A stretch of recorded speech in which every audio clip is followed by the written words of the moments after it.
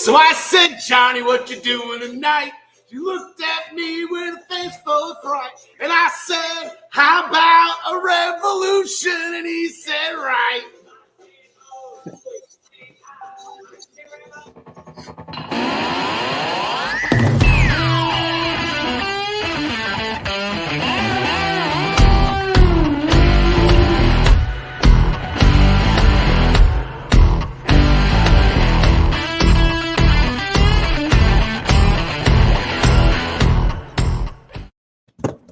I said, oh, you say I say revolution. You say, what a great song, OAR of a revolution.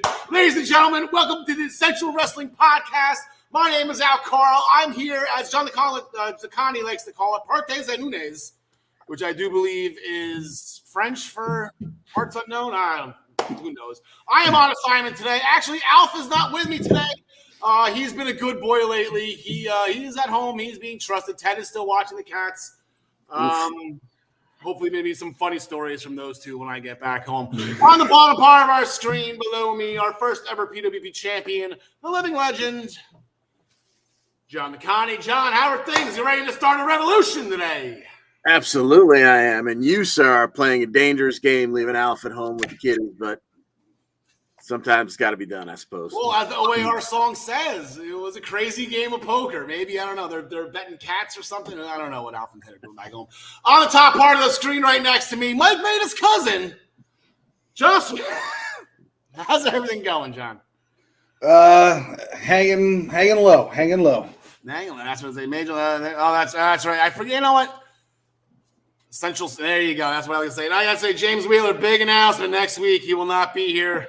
He'll be playing video games instead. Appreciate it, James. Thanks for being a loyal fan. Hey, he can still listen while he plays video games. He doesn't have to look at our beautiful faces. That's it. Some of us say, a lot of people, they specifically watch us on Spotify and iHeartRadio. My mother always says I have a face for radio. So, I guess we'll just leave it at that. On today's episode, we have a new United States champion crowned last night on Raw. Eddie Edwards turned his back on Impact, but did Impact turn their back on him first? John Smith proves once again why he's the NXT guru as he hit the nail right on the head with Champa versus Ziggler last week. Gary Mehaffy always is with us to discuss NXT UK and the upcoming NXT UK Championship match this Thursday. We make our picks for this week's upcoming shows presented by Minutes to Bell Time. Ryan Joy is here with us too. And I'm sponsored always by ProWrestlingPick'em.com. Play against your friends. Play against the universe. And guys, you like it too.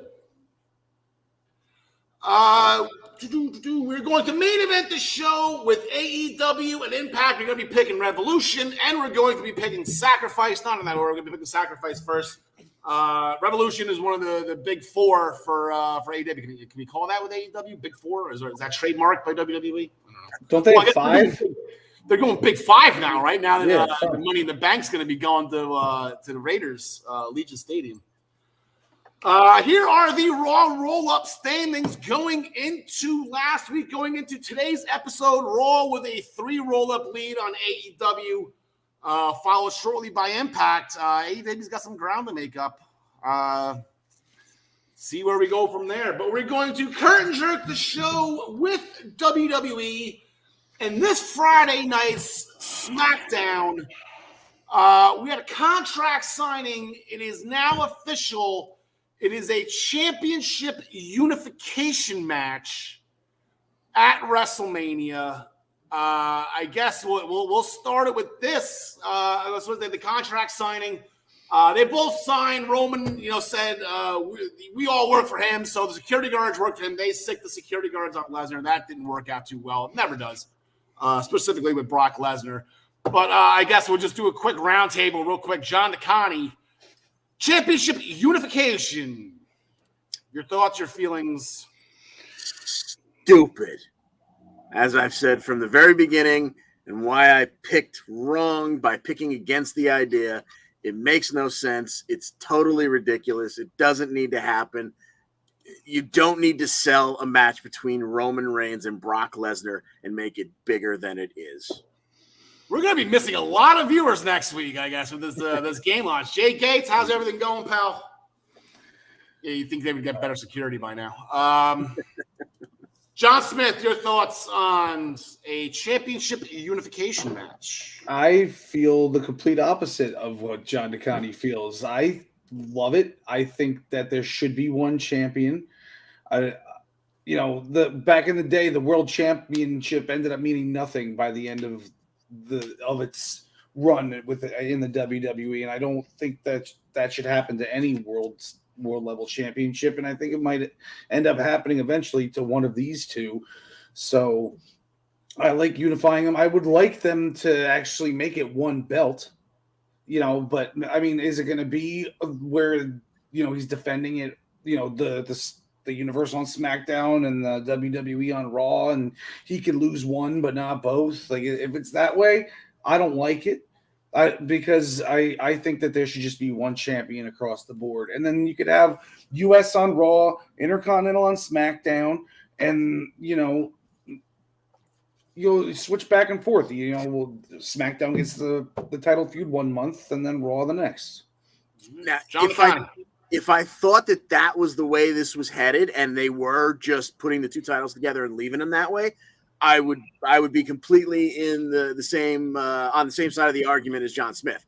I just don't think that's what's going to happen, since they kind of keep the two rosters away from each other, and USA is not going to put up with the title spending most of its time on Fox and vice versa. And I don't think they're making Roman show up on both shows every week. So I just think it's going to be, the titles are going to go away or get, put together, and then they're going to come up with something new and, have a tournament to crown a new champ on Raw, making the whole unification thing kind of meaningless anyway. Yeah, that's the immediate thing that came to my mind was The Undertaker, because when they originally did this, they did the roster split, except for the champions were allowed to go on both shows. Triple H started that.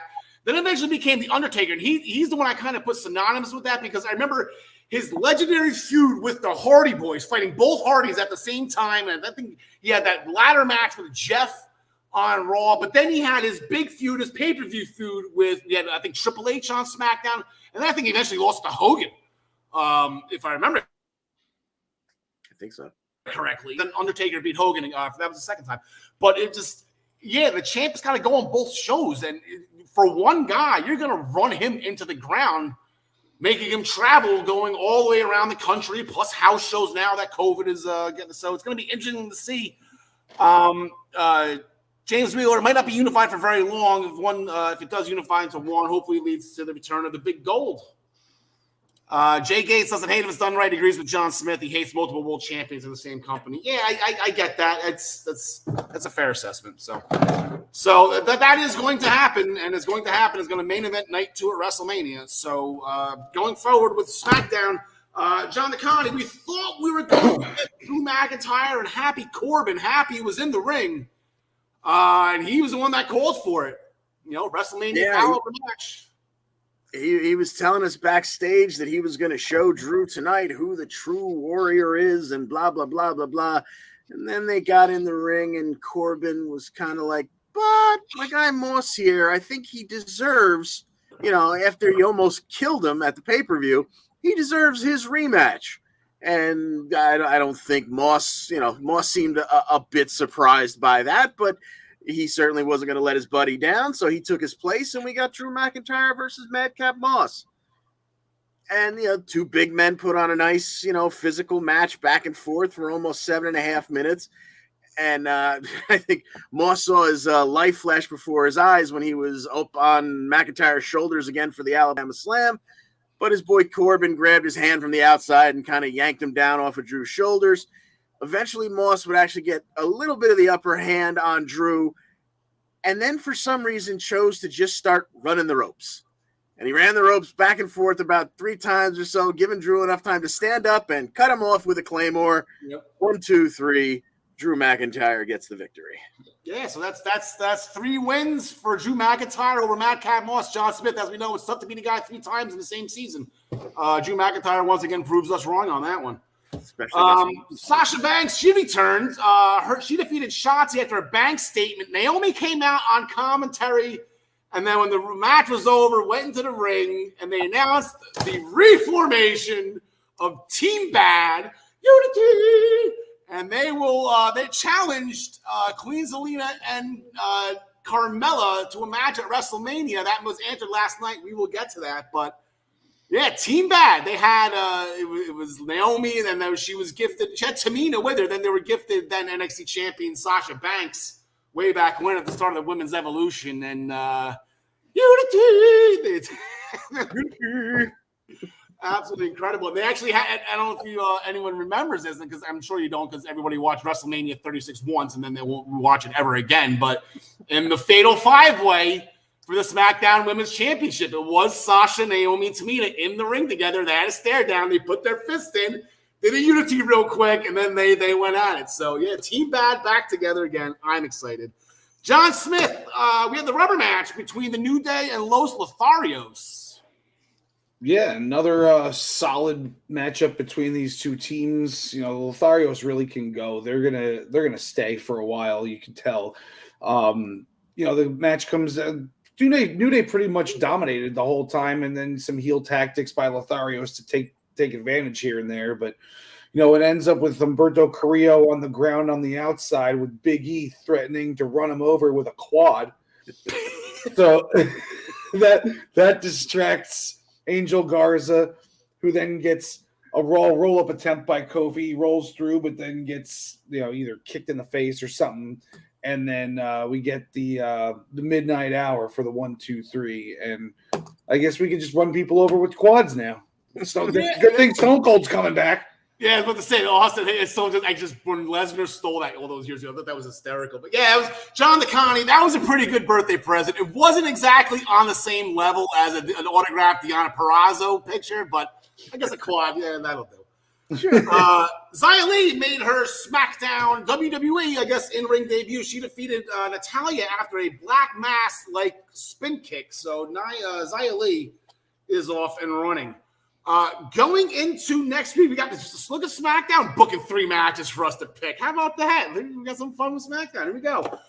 Sami Zayn had an in-ring celebration, bitches, on being able to overcome any conspiracy against him because he regained the Intercontinental Championship. It was interrupted by Johnny Knoxville since Sami interrupted Johnny's celebration of the Jackass premiere. Johnny wants a shot at the champ. Sami then cheap shot at Johnny. Then Helluva kicked him twice. And that second one, that is, Johnny's going to take some bumps. Like when they officially book this for WrestleMania, Johnny's going to take some bumps, and it's going to be cringe. It's almost like WrestleMania is fresh on the brain. All these memories are coming back. Butterbean and Bart Gunn from WrestleMania 15, where Butterbean made Bart Gunn look like a bobblehead. Johnny Knoxville is a welcome celebrity for these matches just because you know he's going to give us something that we can remember. It's not going to be some Bad Bunny BS, you know? Yeah. Some people say that Bad Bunny gave us something, remember? He did all right. I mean, he was no Steve Amell or Pat McAfee, but... Nah. Who people are. Sami backstage. Speaking of stepping up, Sami in his rant during a celebration said he wants to be a fighting champion. Here comes Ricochet. Ricochet stepped up, and Postman Pierce was right there. And he made the match for this Friday. Sami Zayn's first Intercontinental Championship defense in this reign. John Smith, who do you got in this? Give me Ricochet by like DQ or something like that, or count out. I see a honky tonk man type reign coming from Sami Zayn on this one. Those are the best types of reigns, John Connie. You know, I'm gonna, although I'm very intrigued by that idea by John Smith, give me Ricochet actually taking the title here, because I'm very, very worried if we make it to WrestleMania with Sami having the Intercontinental title and then facing Johnny Knoxville. Like, I don't want to see that, because I'll be holding my breath the entire match. Yeah. So it's all fun and games until David Arquette's world champion, right? Like it's all Exactamundo. I hear the rumors. I saw some kind of article that Ricochet is listed on the depth chart. I thought I was the one that made that for those. He's number 2 babyface on the WWE depth chart, behind Drew McIntyre. I like where that's headed. I just think maybe, I don't know, the plan's already set in stone for Sammy and Knoxville. I guess maybe for that, maybe it doesn't have to be for the title. I guess he had to get the title off Nakamura because of an injury, right? He was hurt anyway. I don't think he's. So let's go Ricochet. Screw it. We already saw one title change this week. Why not see another one? Screw it. Why not? Real quick, James Wheeler. Real quick, guys. Your thoughts on Cesaro? John Smith. I think it's time for him to move on. He's done all he can do. He's very limited on the mic, which is why he never ended up at the very top. He's got all the talent in the world, and that's the recipe to do well in AEW. So go over there. John McConney, if he goes to AEW, he might get cursed by some guy though, some lunatic running around with face paint. I'm sure he probably will eventually wind up in AEW, but I wouldn't mind seeing him do a spell in NWA. Wouldn't mind seeing the old 10 pounds of gold around his waist if he could take it off Cardona. Yeah, that'd be a fun match. That would be good. But like I said, Ring of Honor starting. They say you can throw back. I know they're at contracting wrestlers and whatnot, but they have a show WrestleMania weekend as well. Cesaro can definitely show up for that to do something. I think that was 30. He doesn't have a 30-day no compete, right? Because the contract expired. So yeah, flat out expired. All right. There was a backstage interview with the Usos. They got jumped by the Viking Raiders. That's a receipt for what the Usos did to them at the Chamber. So the match that was supposed to happen at the Elimination Chamber will now happen this Friday. 2 championship matches. This one for the SmackDown titles. John DeConti. I think the Usos find a way to escape with these titles here and retain. Yeah, exactly. John Smith. Give me the Usos on this one, but I don't think this is over. I think this is the match we get at WrestleMania. I hope so, but I want the New Day in this too. I don't want the New Day getting left behind here. And like I said, I don't even care if it's New Day and Usos for the millionth time. I just don't care. I think both tag matches are going to be multi-unit extravaganzas. Word. And then Ronda Rousey did an in-ring interview. 4 months she came back after her pregnancy. We finally have the answer that we've been looking for. The bar has been set, ladies. Lacey Evans, where are you? I guess is my next one. Where's Candice? Candice has got 3 months left, right, before she can get back in the ring. The bar has been set. Thank you, Rhonda, for answering that question. We asked, it was episode 1 of the Essential Wrestling Podcast with Becky Lynch, and if she was going to come back for the Rumble and that, because that was that's right when she her announced her pregnancy. So, thank you. Finally, we ended the bars. Okay, fact check. Ryan Joy, I know he's backstage. Ryan Joy, listen up, another fact check for you. What was the last time Charlotte Flair tapped? Because apparently they're saying she never did, I think, from what I got out of this. Half a quadrennial, I believe Ronda Rousey was the phrase that's used. I'm not even sure what that means. Shows you, I guess, my education level. That she was eventually interrupted by Charlotte, then back jumped by Sonya Deville. Now, I don't understand why Sonya Deville is helping Charlotte after Charlotte left Sonya high and dry at the Elimination Chamber. But I digress. Ronda Rousey, Sonya Deville. I spy a Jersey girl here, boys.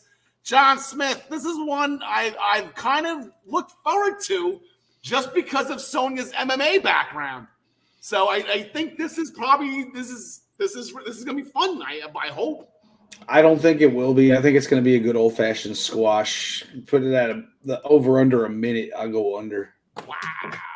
John DeConti, you're gonna give our Jersey girl a little more love than that. I'm not but give her a minute. It's probably gonna main event the show. I think this is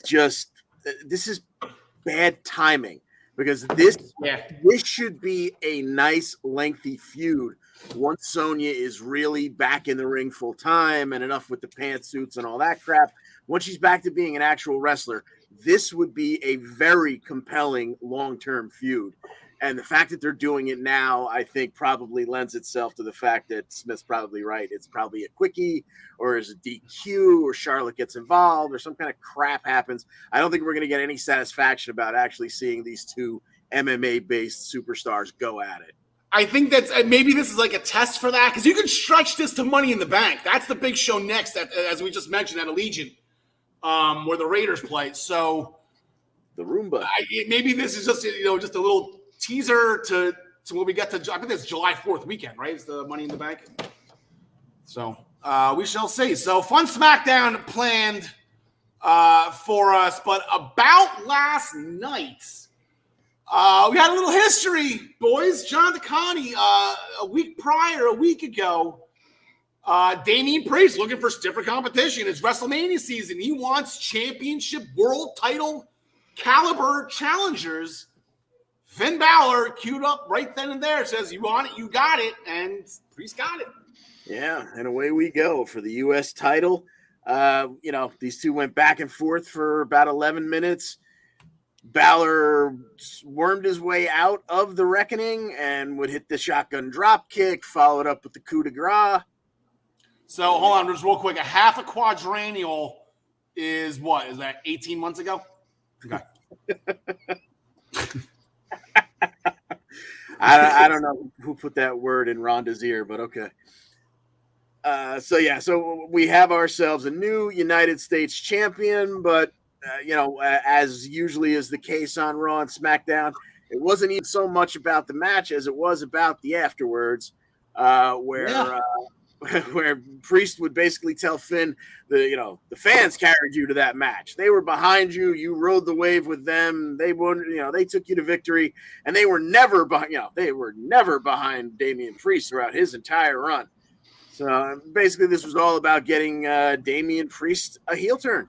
So congratulations, Finn. I hope you're not a transitional champion. I think you should have a good run as a U.S. champ. But it looks like Damian Priest might be edging his way further up the card. Yeah, I was actually I had the bump on in the background. I forget why I had the WWE Network. I think the Good Morning Football was on vacation all week, so I put on the net. Priest actually brought up their takeover. I forgot they fought at Takeover in your house, I think. Recent memory. That was Priest's last match in NXT. Oh, wow. So he brought that up. That was fun. But here we go, boys. Put on your predictive hats. Finn Balor is now the 99th ever United States champion. The next new crown champion, first timer, will be 100. This is have Omos written all over it. Is he going to be the answer to the trivia question? Any other predictions? Who's going to be number 100? Austin Theory. Austin Theory, that'd be a good one. There you go. That was going to be my That's right. They still have the Theory was the one that put him out. Like, did they even resolve that yet? No, not really. All right, forgot about that. Speaking of WrestleMania, I guess I would have been saying that transition a lot if I can't think of a segue in my head. Speaking of WrestleMania. It works on so many levels. Yeah, it does. I can't wait to do that when we're talking about Revolution. Speaking of WrestleMania, Edge's WrestleMania challenge was accepted by AJ Styles. Edge wants the Bulldog AJ. The Georgia Bulldog. You get the reference? The Georgia Bulldog. Everybody get that last night? No. Not Omos's bitch. So to get that out of AJ, he beat the holy hell out of him using the concerto as an exclamation point. So book that one for WrestleMania. Selena, Vega, and Carmella. Although I guess they began talking about all the sex talk on their new YouTube show, Corey and Carmella. They accepted Team Bad's challenge at WrestleMania, so that should be fun. Unity. Sasha trying to get off the schneid on that one, so hopefully she gets him in there. The Mysterios did an in-ring promo, John DeConnie. They're done with all the Miz's shenanigans, called Miz a Hollywood mega dumbass. Which prompted the Miz to come out and list all of his accomplishments, which are 100% Hall of Fame credentials. And he would also refer to the Mysterios as the same old crap that the people are tired of, whereas he and Logan Paul are global superstars. They are what the fans clearly want.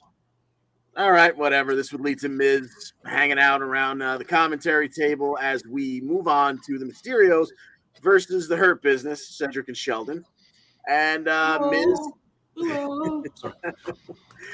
would interfere. He'd hook a leg, I think, from the outside and trip Dom up, which led to Ray chasing Miz up into the crowd and allowed Shelton, as Dom was kind of watching Dad chase Miz into, up the stairs.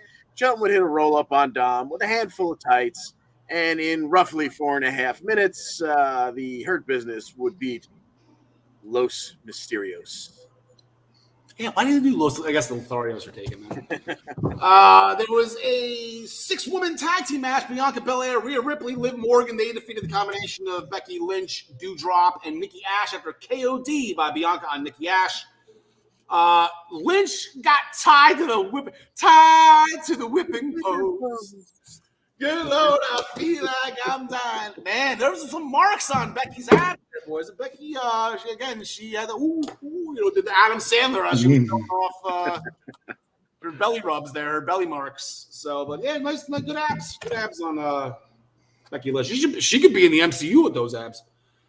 Dana Brooke, 24/7 champion, and Reggie, they had mixed tag team action against Akira Tozawa and Tamina. Reggie got the win after the flipping earthquake by Reggie on Tozawa. Post-match, though, Dana Brooke attacked Reggie with the Greco-Roman lip lock in celebration. With that, Tamina responded with a lip lock of her own on Tozawa. He finally got what he was looking for. Good job, Akira Tozawa. John DeConnie, leave your notes on minutesthebelltime.com. Said catatonic state. Pretty much. Omos defeated T-Bar quickly with the choke bomb. And then we have some tag team action going into next Monday night on Raw. The tag team championships will be on the line. Let's get into how we got there first. On the KO show to start Monday Night Raw last night, along with Seth Rollins, their special guests were the Raw tag team champions, the Alpha Academy. Funny banter between the comedic heels. Shoosh.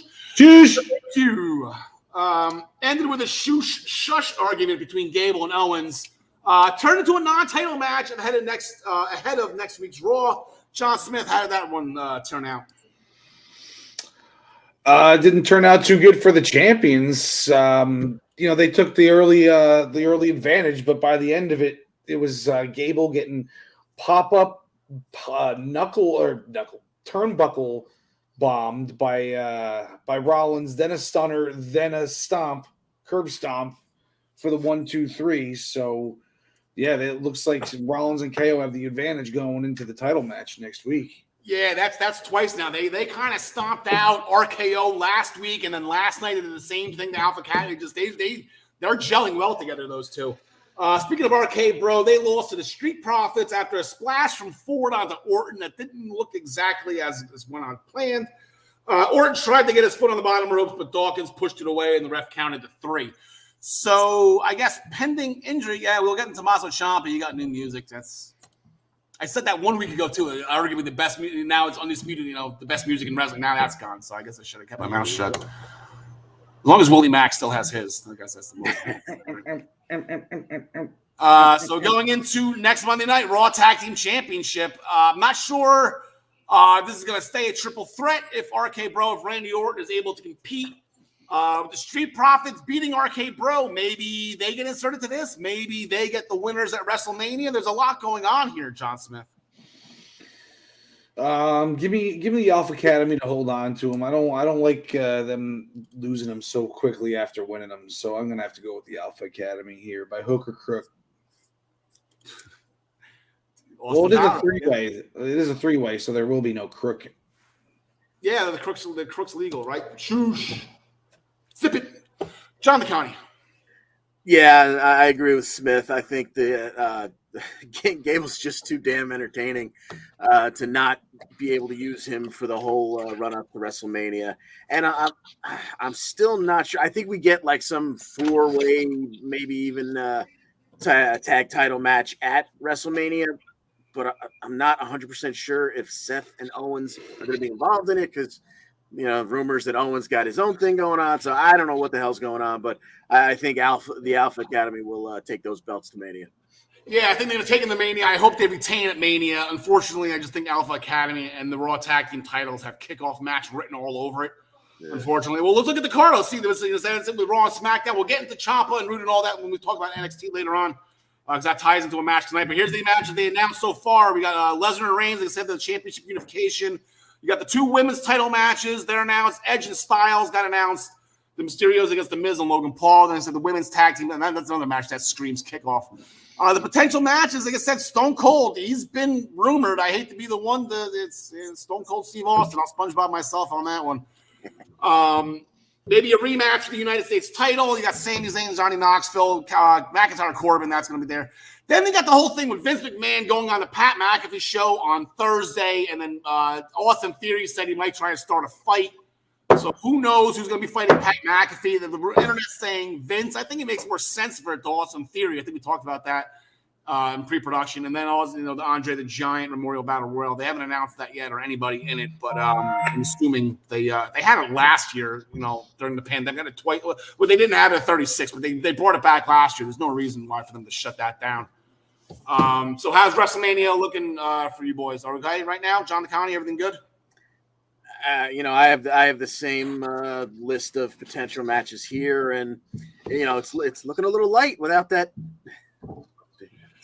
I finally figured out how to change the privacy settings so people who comment on my Facebook private page, they can show up. Darnell, D-Money Home Slice, what's going on, brother? John Smith, how's WrestleMania looking for you? I don't think John was finished with his thought, actually. Oh, well, I'm sorry. No, just that it's looking a little light. Last year we had 14 matches. Right now, even if all the stuff that we're assuming, guessing, or hoping comes to fruition, you're at 13. Obviously everyone can get a little more time, but you figure they're probably going to even out the show. So it'd be interesting to see what else comes up in the next couple of weeks. Do they want to change the Vagina Cup? They didn't have that last year, though. The Vagina Cup, they changed that. Well, they had the tag team turmoil, though. So they had all the women actually in WrestleMania for once. Well, and if we're not going to even talk about NXT, they don't, as we saw with the Royal Rumble, they don't have enough people to have another big battle royal. Well, at least not enough women. With that, though, like I said, we'll announce it right now. The WrestleMania Special, Central Wrestling Podcast, WrestleMania Special. It is booked, signed, sealed, delivered. Friday afternoon, April 1st at 4 p.m. Let us be your SmackDown pre-show. And then we go right into WrestleMania weekend with Stand and Deliver starting at noon on Saturday, and then WrestleMania nights 1 and 2 Saturday and Sunday, respectively. I can't imagine them putting night 2 on Saturday. That wouldn't make any sense. What? On that note, speaking of WrestleMania, let's bring in Gary, gentlemen. I'll talk to you a little bit. All right. So we'll bring Gary. Gary, at top of the evening, Melody. How are things going? Good? Not too bad. I was enjoying myself to kind of break the fourth wall for everybody else. I was enjoying watching John Smith's reaction when I suggested Cody Rhodes be the 100th US champion. Thought he was going to burst into flames on the spot. But yeah, Cody never won that. He had a big intercontinental title reign. I don't think he's ever won the United States title, so it could be Cody. Pending that. How's WrestleMania looking for you right now, Gary? You saw that list. It's looking good. I mean, I do still, as we were saying before we started, I do have this worry that Vince will end up wanting to do something insane during the match. So hopefully he doesn't. I think the match would be markedly better if it were Austin Theory in it, but we'll see how that goes. How Vince could change his mind 2 minutes before the match starts. Yeah. Yep. So Gary, last Thursday we had a tag team championship match. I say small shenanigans out of Trent Seven to retain him, but by hook or by crook, Mustache Mountain got the job done over Carter and Ashton Smith, who were game. They were game ready. That was a big main event match. They showed up. They really did. I mean, we knew it would be sort of a good match, and as we talked last week, saying how I kind of had seen seeds of I wanted Oliver Carter to turn, or I thought that Trent Seven could turn, and things that were going on. But just when we got right to the end, after going through the whole match, as you say, when we ended up with as the ref was doing the count, and you had Trent Seven going up on the outside and pushing the foot off the bottom rope so the ref couldn't see it, you kind of go, whether that will play into Obi-Wan kind of Tyler Bate coming into him and saying, look, you know what? this is not how we should do this. We need to be more zen. We need to be more truthful and honest. And Trent Seven going, saw that, mate. I want. It's okay for you. I just want gold. So, but it was a top quality match. It really was. You say that they really did bring it, and it's well worth searching out. So. Yeah, Trent Seven. It's almost like I don't know what Trent Seven's real life contract status, but his character, like he's playing a character now, he's fighting for his life right now. It's almost like the next match he loses, he's done. You know? I mean, and the thing is, I'll be honest too, I was never, the whole way along, I was never the biggest Trent Seven fan. I was like, I don't get this. He's like, for loads of reasons. And then actually, to be honest, I saw him live here in Belfast about 3 or 4 years ago on an OTT show. And I watched that show and I went, I get it now. Okay. And I knew he was always okay, but it just didn't click. But yeah, as you say, he kind of has that thought of one more match. This could be my last match. It could always be my last go. So I'm a little upset they're not using the Mustache Mountain. I guess it's Trent's music. It went back to Tyler Bates' music and they didn't time the rope, the towel swing all that well. They were looking at Ashton and like twirling. I'm like, wait a minute, we gotta wait for the beat. Work on that better. Anyway, so an in-ring earlier in the show, there was an in-ring celebration by NXT UK for Miko Satomura, and she was presented flowers. That was a big gift, Karen. Flowers. It was interrupted by Isla Dawn saying Miko has given Isla something to strive for. Isla needs one more trophy to add to her collection. Maybe it is the title, or maybe it was just the flowers Miko was just gifted as Isla took them and started eating them. Yeah. Well, she has to get her 5 a day. She has to get all sorts of things. You never know what you could get your strength and your vitamins from. You got to keep taking those vitamins and saying those prayers and stuff. This is a good time for Isla to shine with her character, considering we are about 2 months away from Doctor Strange and the Multiverse of Madness, with the Scarlet Witch being the center pretty much of that entire movie, which is kind of Isla Dawn, witchcraft and all the, it'd be a good time for her to shine right now. Yeah, and especially, actually, I mean, it could be no harm. Like, there's part of me still does believe that before Blair Davenport did her ankle in the match, I still think that she was going to win the title that night. And if it turns out that it's not, that if Isla Dawn can benefit from this and get pushed up to the very top, then more power to her. So Kofi Mania all over again. Yeah. Exactly. It's Kofi Mania. It's Isla Mania. Let's go. Rohan Raja defeated In Action after Seek and Destroy. Di Familia trying to get back on track after the apparent devastating loss at the hands of Nathan Frazier. Yeah. Post-match attack on In Action went unthwarted. A-Kid was in the back waiting. Why didn't A-Kid help him? Because he was in the back waiting for him. You see this poor schmuck get his ass handed to him. A-Kid's just sitting back there like, hey, I'll just wait for him to come back to the curtain. Okay, whatever. It's Sting-like right there. Anyway, A-Kid was in the back waiting for Di Familia after Rohan's match. Pulled aside Charlie Dempsey, and he said he thought Dempsey was better than this. Gary, how big was the smile on your face when you saw the two of them staring at each other, knowing we're going to get this very soon? I was loving it because the thing is, from a few weeks ago when they were walking through the back and they kind of nodded at each other and acknowledged each other, you thought, oh, something's going on. And then again for this, when you go, I thought you were better, and you kind of go, why? Why would you think that? Are you two friends? How do you know each other? What's going on here? And it's like the whole big backstory. So the geek in me was sitting going, oh, I'm fantasy booking like 6 weeks ahead in my head going, oh, this is great. But no, I really can't wait to see where this is all going for when we get the probably actually what will happen is they'll build it right up for Charlie Dempsey to do this great big face turn in front of the fans, and then Vince will go, I want him, and he'll take him across from the middle of the program. I'm sure he's well aware of who Charlie Dempsey is. All right, Gary. Amal defeated Zaya Brookside after a hope breaker. Didn't look like Zaya was particularly happy with the refereeing in that match, Garrett. Amal was clearly doing things that she wasn't supposed to be doing to Zaya during that match. I mean, you would think the referee should know who Zaya's daddy is. You would think so. Yeah, like they should know these things. Daddy will be on the phone very soon, sorting it out. I thought that was really funny. Everything she'd crawl in the corner. She's not supposed to be. There was like a punch. She can't do that. She's not supposed to be doing that to me. Like this. It's been a great character turn. Like when the turn Zaya heel, I went, this isn't going to work, and it has worked in spades. To be fair, it's brilliant. There was a video package with Symbiosis, Eddie Dennis reassuring T-Bone and Primate that their losses will soon catapult them forward like an arrow. Very nice metaphor right there, right? Or is that a simile? Because it's like an arrow. It's a simile. Always motivating, that Eddie Dennis. Sam Gradwell has officially snapped since losing his mohawk. And then I don't know if you saw, I didn't know, I thought this was a Peacock commercial at first. I know you don't get the cock over there again. I know you don't like the cock anyway. You don't get the cock over there in Northern Ireland. But over here where we get cock, there was a truck driver driving at night, stopped and found some clumps of hair on the road, and then someone was running through the woods.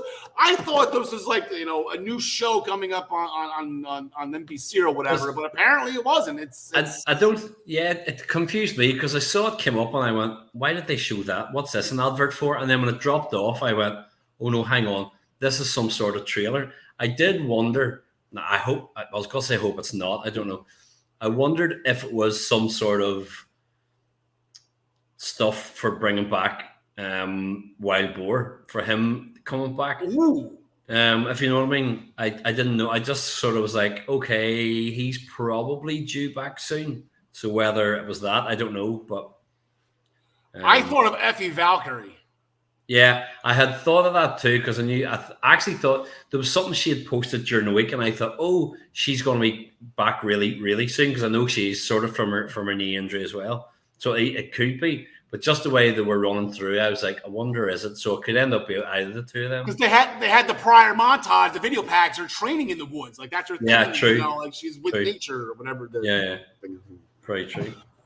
In 2 weeks' time, Gary, not this coming Thursday, but next Thursday, March 10th, we're going to begin a Heritage Cup Championship match, as per Johnny Saint, between Noam Dar and Joe Coffey. In the meantime, Mark Coffey and Shaw Samuels, they had some words down the hallway. I can't understand either of these two guys. I just don't speak, I guess, UK, as much as, or Scottish. I don't know where Shaw Samuels is from. Anyway, they're going to get at it as a preview for next week's championship match. Yeah. Shaz, he's from the East End of London, hence why his East. So that's where he is a legitimate butcher. His family are butchers. That's why. That's where they had that from. Although he spent most of his time in Scotland for ICW. No, I think by a wee bit of shenanigans, Shah's going to win that, just to kind of start it for the week after when we have the Heritage Cup match. And I think Noam Dar will. I'm going to go Shah Samuels. I'm going to stick with him. I'm going to go Mark Coffey just because I want Noam to win next week. I'll take the Shah Samuels loss if Noam wins. But then Gallus has been on a losing. Wolfie got the loss. If Mark Coffey takes a loss here, then Joe, now Gallus is, next thing you know, they're going to lose to Nathan Frazier, and then all hell's going to break loose. But we'll get to Nathan Frazier in a second because, goddamn, he got his title match. But first, we got a bomber. We had a bomber challenge. Jack Stars cut holes in Pretty Deadly's, tops, for lack of a better phrase, their outfits. You don't mess with Pretty Deadly's clothes, I can tell you that. They are going to be coming out here pissed this Thursday. Yeah, I mean, they are. It was it's been a wee bit random, some of the backstage segments. I think that, I don't think they'll do the exact same angle that they're doing with Trent Seven, but I think what will happen is Pretty Deadly will win it, and Jack Stars will have done something random to cause the loss. And Bomber Dave Massive will have a go at him, and that will kind of start the seeds for them splitting or whatever. So or he makes the mistake, and then now it's time for another bomber challenge. How do you correct this? So you can maybe stretch that longer before the thing. I mean, I guess it's eventually going to turn to those two hitting each other. Maybe Jack getting the win. But I'm going to go Pretty Deadly as well on this. And then, like I said, Ilya Dragunov, he accepted Nathan Frazier's challenge and said Nathan Frazier isn't ready to become champion, which is correct. Yes, it's absolutely correct. No, I think this is going to be one of these things. So I know Nathan Frazier's had a few matches at this level, but I think this is a different level, like as a championship match and against Ilya. This will be the one. And it will be interesting to see kind of if they I'm assuming it's already taped and the commentary's done, but whether they change the names of some of the stuff of a few of Ilya Dragunov's moves or whatever, so that they're not linking it back across to everything else, but we'll see. So, that'll do it. Dragunov. The funny thing was, Dragunov actually mentioned that Battle Royal that he won to earn his first championship match that he was not successful with. He beat the entire roster in a Battle Royal. And then the pandemic hit. We were waiting for the title match for whatever. And then he wasn't ready. Then he's like, there's no way Nathan Frazier's ready. So I spy a Jersey guy. Good for him. Just no. Gary, we got a Revolution coming Sunday night. Plus, we have Sacrifice on Saturday night. We're going to be making our picks later in the show. I know it's past your bedtime. We appreciate you always staying up with us. Anything you want to? Any bold predictions? Adam Cole, Adam Page. Anything that we got? Heath. I'm going Adam Page, but the two things that I was thinking about most were the Danielson Mox match and then the MJF Punk match. I've gone for MJF to beat Punk, and I'm going to go for a no contest in the Danielson Moxley match, that they kind of just beat each other into oblivion and then go, yeah, we will be partners here, and then shake hands and kind of something along that line. So I like how you're thinking on that one, Gary. That's good. You said the whole point is for them to get together, right? He doesn't hang out with people unless he bleeds with them. This new John Moxley. So, all right, Gary. Thank you as always for staying up late and educating us on NXT UK and translating Shaw Samuels for me. I appreciate it. Hey, have a good one. Yeah, you too, Gar. So we're going to bring back in John Smith. We're going to bring back in John DeConnie. We are good to go right there. Put up the NXT, go from overseas to stateside. Let me flip the page here. John DeConnie, the show opens. We got Grayson Waller, LA Knight right away. Yes, indeed. LA Knight finally gets his hands on Grayson Waller. And Knight, both of these guys can go. Waller is definitely at the head of the class for the NXT 2.0 youngsters in terms of ring work, and obviously we all know LA Knight has himself quite a career. Yeah. So Knight goes for his finishing maneuver, the blunt force trauma, but Sanga is outside to hold Waller's hand to keep him from kind of toppling over, and that's just enough to let Waller then hit a roll-up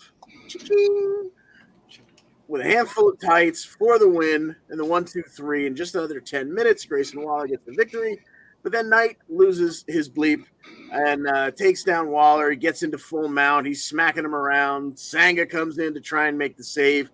He gets a BFT. Knight turns his attention back to Waller. He gets a BFT. So, yeah, Knight may have not won the battle, but perhaps won the war. Who knows? Probably not even over anyway. Yeah, he mentioned that he's not done with this in a backstage promo later in the night. So to be continued with those two. I like this feud. It's a fun little feud. I hate when Walter does the thing where he's his knees, whatever. I feel like if I did that, I would just completely pull a Vince McMahon and tear both my quads. Carmelo Hayes, an in-ring celebration. It's a celebration, bitches. The last celebrations this week.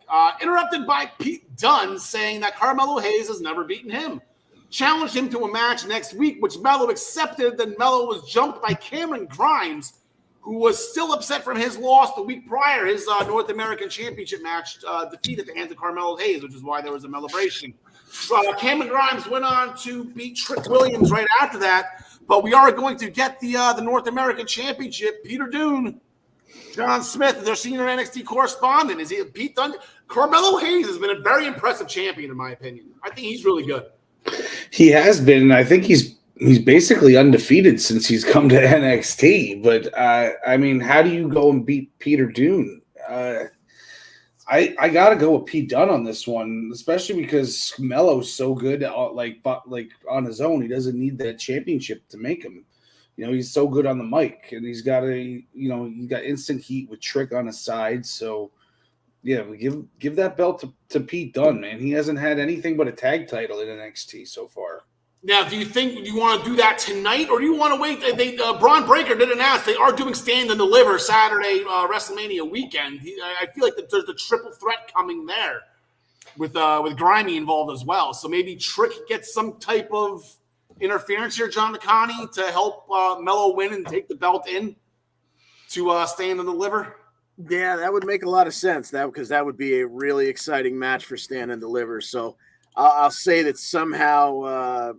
Maybe Dunn gets the victory by DQ, but Carmella leaves with the title.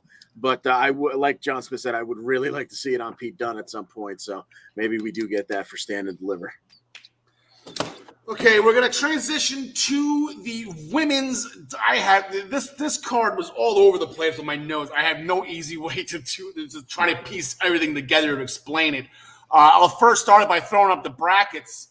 Last week, Io Shirai, Kaylee Ray, they defeated Amari Miller and Lash. Lash Legend's a big girl, man.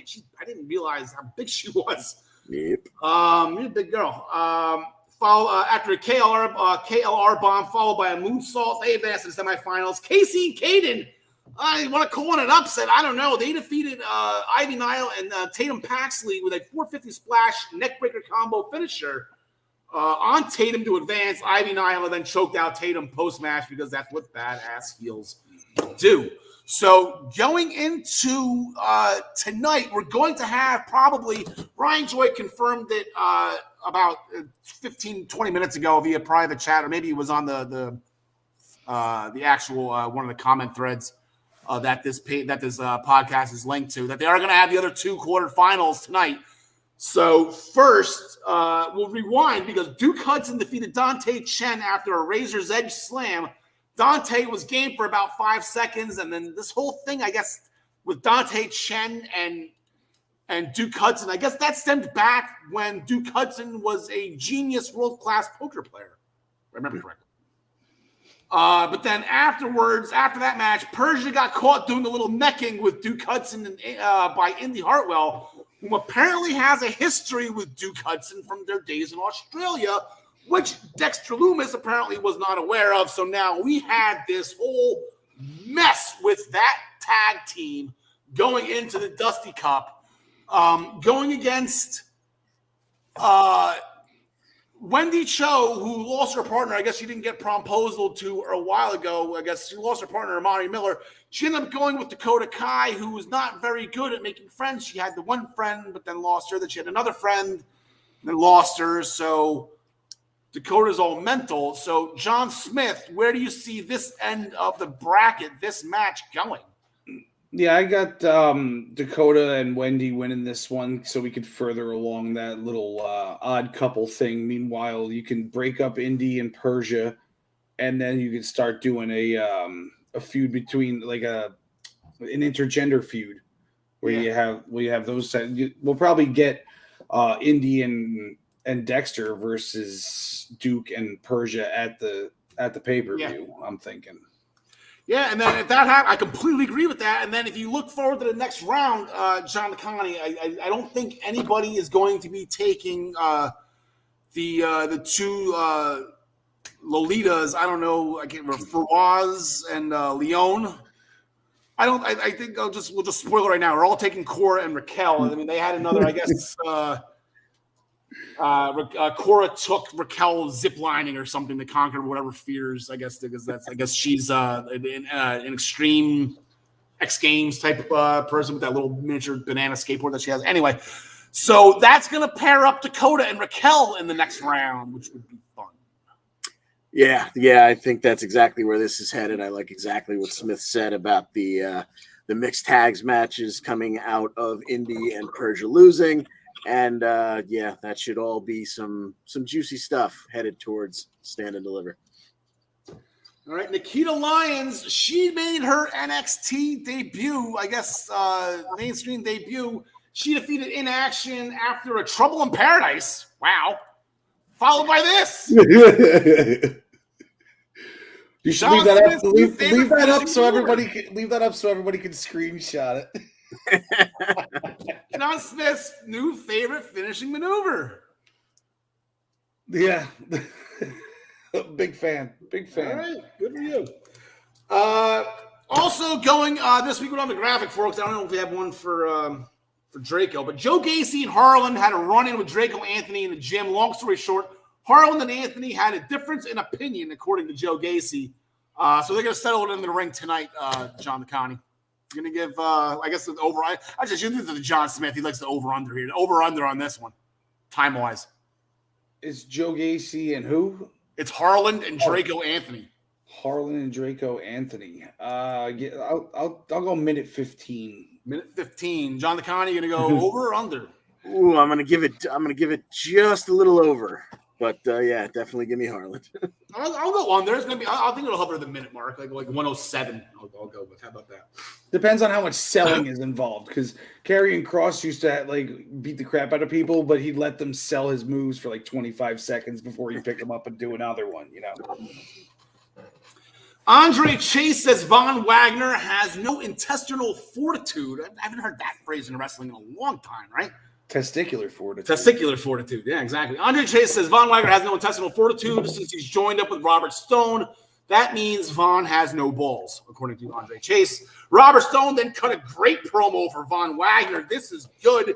I'm happy Robert Stone is around and survived all this to be back on television. I don't care if it is with Von Wagner, the love child of Edge and the great Khali. John Smith, who do you got in this? Yeah, give me Von Wagner in this one. Andre Chase got his win for the year already. It's true. A lot more cursing going on at Chase U again this week, last week, John McConney. Yeah, he's got a little bit of a temper there, but yeah, I think this one will go Wagner's way, and maybe we even get Chase and Bodie versus Wagner and Stone. There's no reason why, as good a mouthpiece as Stone is, we know he can go in the ring too. So I wouldn't mind seeing him get a chance in between the ropes. Former Impact Tag Team Champion, the Bromans, right? There you go. The Broman? It was Robbie E and Jesse Goddard, right? The Bromans. There was an in-ring promo by Malcolm Bivens and the Creed celebration, bitch. Another celebration. Dusty Cup. The Dusty Cup win. Interrupted by Imperium. The teams paired off after they got into a fight, leaving Gunta with Malcolm Bivens, but Solo Sikoa snuck in with a cheap shot super kick on Gunta. So I thought this match was going to be last week. I could have sworn they said it was going to be last week, but apparently it's going to be tonight. Anyone want to rehash or change their picks? John Smith, I don't even remember who I picked. I'm I guess no content. I don't know. How do you put a winner in this? It's Gunta. Gunta. For those of you who do not spell Gunta, let me even spell it out for you real quick. John McConney, who do you got? Yeah, give me Gunta because I don't know. Baby Oos is over regardless. I don't think he necessarily needs a win here. I think he gets a little bit of a bump just by stepping up to the big man. So is that the correct pronunciation of Gunta? I believe so. Yeah, there you go. It's gonna be an awesome match. I'm excited for this match. Legitimately excited for this match. Maybe this can go forward into maybe can stretch this out to Stand and Deliver as well. Give them 20 minutes to go. That'd be awesome. Braun Breaker started the show again. Like I said, Stand and Deliver will be Saturday, April 2nd. And I did look it up. I guess it's 12 noon. We're gonna put this right smack that. And that's I think 11 o'clock Dallas time. Wow. So no legs and eggs for the boys in the morning. They got to get up and go right to work. The promo was interrupted by Dolph Ziggler, who said that there would be no receipt for the super kick Ziggler hit Breaker with the week prior because Braun Breaker is barred from ringside during Dolph Ziggler's match with Tommaso Ciampa, John Smith. Yeah, and Dolph Ziggler didn't have anybody at ringside, so why should Tommaso Ciampa? I thought that was a pretty good decision. Fair and square, Dolph right? Ziggler is not one. He's fair. Absolutely. So these two went for a while, man. This was a good match. This was pay-per-view quality right off the bat between these two. And we saw Al's favorite finisher, the zigzag on the outside of the ring. We got a white noise. I don't know what Tommaso Ciampa calls it, but it's a white noise onto the edge of the ring apron, the second hardest part of the ring. As Ciampa was getting back in the ring, all of a sudden the cameraman bashes him with the camera. These cameramen, man. Remember Hogan? getting the flash in his eyes back in the day. Jeez, these cameramen don't know what they're doing. So, Dolph Ziggler was like, "Oh, I'll take it." He plays it off like he had no idea what was going on, and he super kicks him for the 1, 2, 3, and lo and behold, the cameraman is Robert Roode. It was a glorious cameraman. It was glorious, and the two of them just went to town on Champa for a little while, and then, that was that. And then we get Roode versus Champa at Monday Night Raw. Oh yeah, Breaker came in for the save at the end of it. Yeah, he thwarted the attack. It was a thwart. We got a tag team match coming up tonight, but before that, last night we got Roode and Champa, and that one didn't last too long before Champa really proved that he belongs with a Raw roll up. He stacked them good, got that weight high up on him 2 weeks in a row. Yeah, this is the first back-to-back we've had this year, boys. Tommaso Ciampa on Bobby Roode 2 weeks in a row. He proves he belongs. Yeah. So wait, what? Yeah, it was Bobby Roode 2 weeks in a row. Wow. So we get that, and then Dolph Ziggler comes in, and they start beating the crap out of him again, of course. Yeah, and that's going to lead us into tonight, John DeConnie. There's a tag team match that Braun Breaker was. Promoting after his thwarting of the post-match attack last Tuesday night. So they're going to get at it. Yeah, I think, Jesus, I guess I could see Ciampa taking a pin here. So obviously Breaker's not going to take it, but maybe we get Ziggler pinning Ciampa to pump him up going forward towards his title match with Braun Breaker. So give me the Dirty Dogs. John Smith. It's a tough one. I'm gonna go with Ciampa and Breaker on this one. I'll go against the grain. Yeah, it does seem like the Dirty Dogs should win this one and they keep going, but I'm gonna go with Breaker going over. Actually, I got Breaker pinning Bobby Roode. Actually, Roode is in this just to take the pin and delay it and just let's say it's payback for it. Maybe like I said. No, Ciampa already got the payback. 2 roll-ups in 2 consecutive weeks. That's payback for the camera shot, right? It'll be good for that. So that will do it for NXT 2.0. Looking forward to that show tonight. It's kind of growing on me, John Smith. NXT is it's growing on me.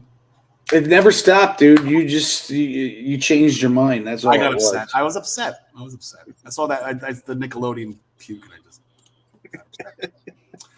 Let's trash that. So we are going to bring in Ryan Joy from minutestobelltime.com. Ryan, how is everything going? I haven't seen you in a couple of weeks. How's everything been? Everything good? Get that NXT 2.0 logo off my corner.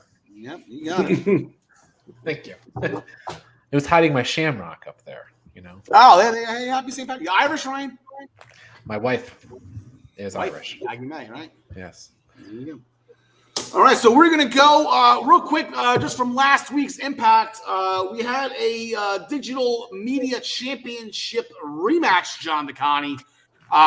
Jordan got a little overzealous at the pay-per-view, brought in the steel chair that Cardona used to win the title behind the referee's back. So they're just going to say screw it and have a .com bat. Very nice. Yeah, very nice. Jordan came to the ring with a DVD player that she immediately used on Cardona. They brought out the old velvet bag, but instead of thumbtacks, it was filled with crappy old broken cell phones. Jordan once again went for the low blow on Cardona, but this time, Mr. Always Ready was ready with a bedazzled cup, which he took out and showed us. And unfortunately left the jewels now unprotected. So Jordan went back to the well and hit him again. But eventually Matt would whip Jordan into the corner where he had a chair set up between the 2 turnbuckle pads to knock Jordan Grace a little bit loopy. And he would then hit a roll-up, and Cardona would hold on to the ropes like a true heel would, of course, do. And that would help him get the 1, 2, 3 defend the Digital Media Championship. Yeah, he's slowly but surely becoming the greatest digital media champion of all time in Impact history. That's tough, but you might be right. Getting there. Then Gujar, what's his first name? Did I say it right? Gujar? You're going to spell check on that, John McConney?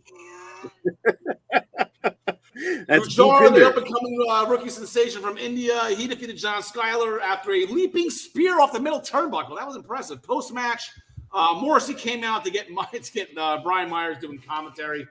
Caught, but Skyler stopped Morrissey from slamming Myers, only to get slammed himself. So he had a pissed off W. Morrissey running around there for a hot second, looking for Brian Myers.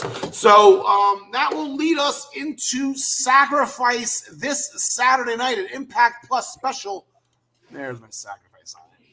Here are the overall standings going in. Ryan Joy, I got to tell you, Ryan, I know you took off last week. You had an impressive 2 perfect pay-per-views. And then I think you did fairly well at No Surrender as well. So you extended your lead over John DeConnie, who has more wins than you do. Who's booking this crap, John Smith?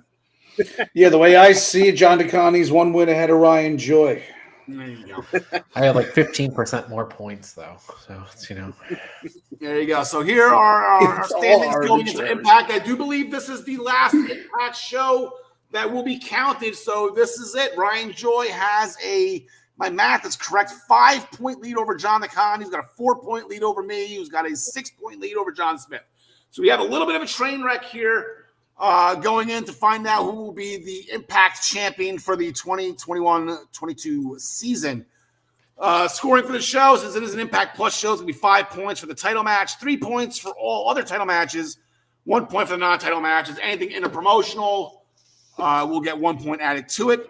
There will be a 5-point perfect pay-per-view bonus. and that title match is going to be tough to pick this month, Al. It is a tough match. You got those former WWE guys going in, just ruining everything. But going, we'll start this off. Oh, Jesus. It was all business with Jay White. He needed to shed the dead weight that was the Gorillas of Destiny. That's tough right there. Eric Young was pissed that the Good Brothers sided with the guy that just beat Eric Young. So a little rift there. They had the business arrangement with the Good Brothers, and Violent by Design now wants a tag title match. Then the Gorillas of Destiny came flying in to attack the Bullet Club.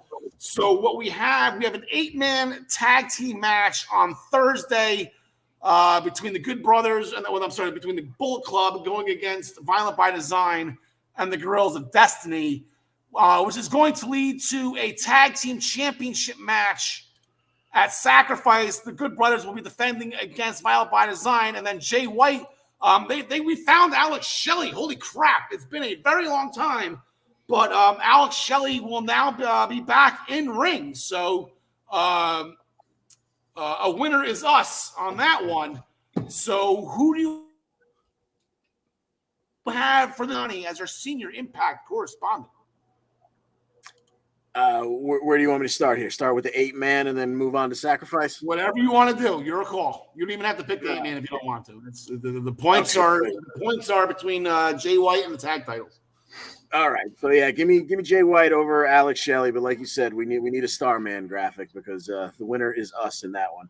Yeah. And then give me the Good Brothers retaining over Violent by Design. I just got a feeling that the Bullet Club is going to have a nice run here.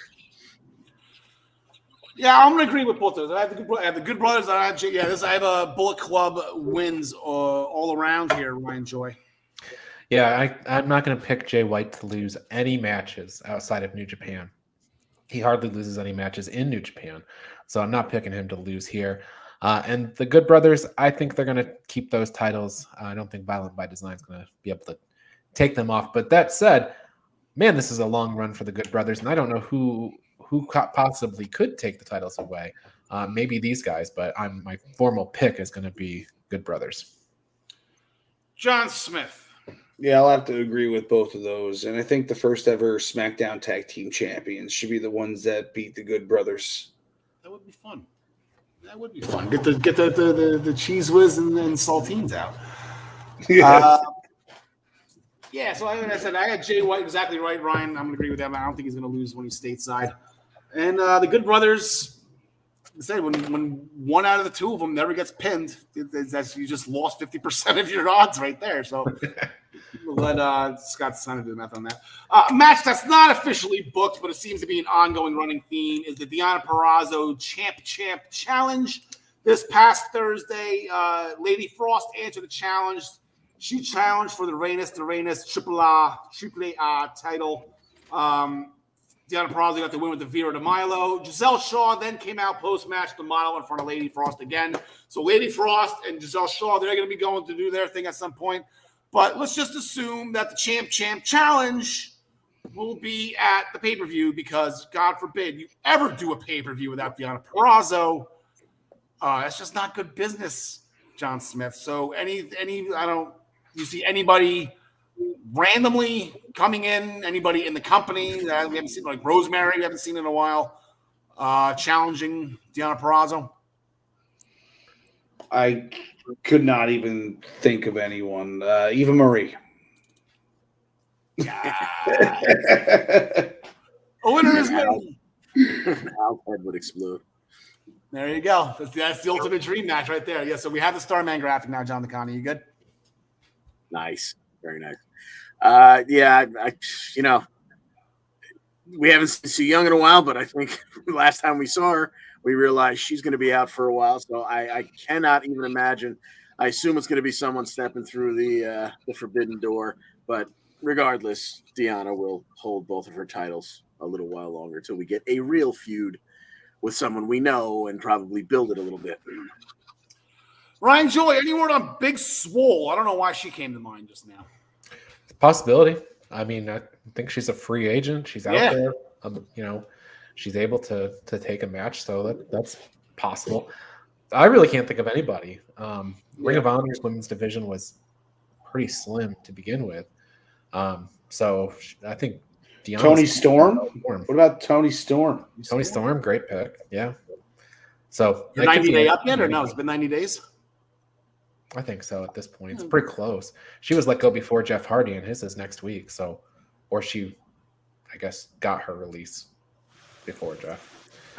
Jonah, he defeated Zicky Dice last week after a sit-down powerbomb. I think Zicky got off light on that one, didn't have to take the tsunami for the pinfall. Backstage interview with the Swingman. The Swingman wants some of Jonah, John DeConnie. And then Jonah's going to be going against PCO at Sacrifice. Speaking of WrestleMania, now that Undertaker is retired, Undertaker's first WrestleMania was WrestleMania 7.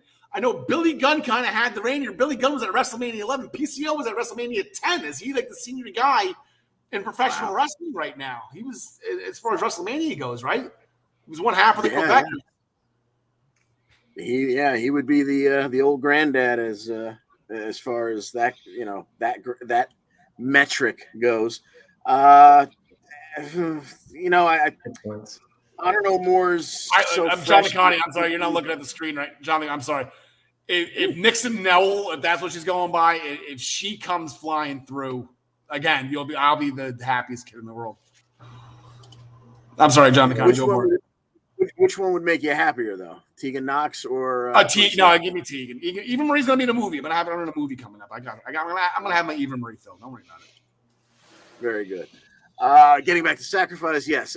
Give me Jonah over PCO. I think the Frankenstein's monster there can afford to take a loss and still have whatever heel heat he needs. Ryan Joy. I kind of think Jonah will have to win at the pay-per-view after eating the loss to Swinger on TV. Yeah, right? Bounce back. Yep, he has to win. Exactly. I think Jonah's going to take both matches. I would assume, although it'd be weird for them. PCO is the guy we know they signed, so why do they feed him to Jonah? I don't know. Well, why feed Jonah to Josh Alexander when you know Alexander's leaving? Like there's a lot of stuff that its impact is going to impact John Smith.